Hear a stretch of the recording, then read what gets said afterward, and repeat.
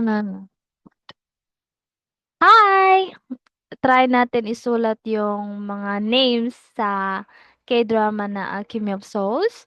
So, if you have watched this K-drama, then you must watch it because it's really great. And it's one of my favorite K-drama of all. So, you see here we have Mudok. So, let's try to type their names in Korean characters. Let's start with M. Sorry, palitan na natin.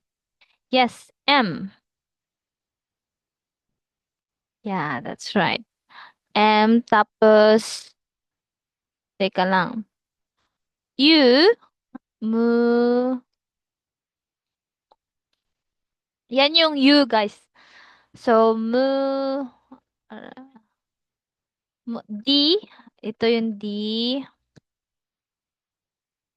mudo, ito yung E, at tsaka O, mudok. Yan! Mudok!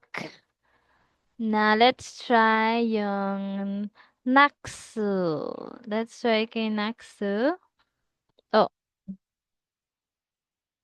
Naksu. N A K S tapos U. Yeah. Nak s mudok. Tapos yung kay Jang-euk, try natin.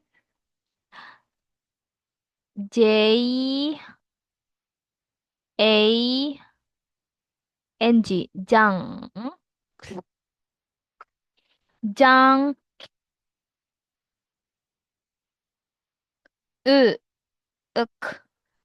Jang-euk. Tapos let's try kay Jinbyeon. Jinbyu.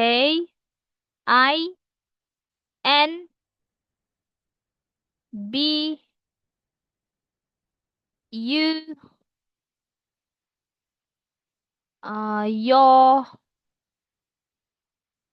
Hmm. Jinbyeon. Let's try. Let's Mudok. Naksu. Jang-uk.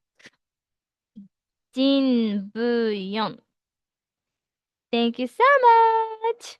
If you have questions, ask me in the comment below. Goodbye.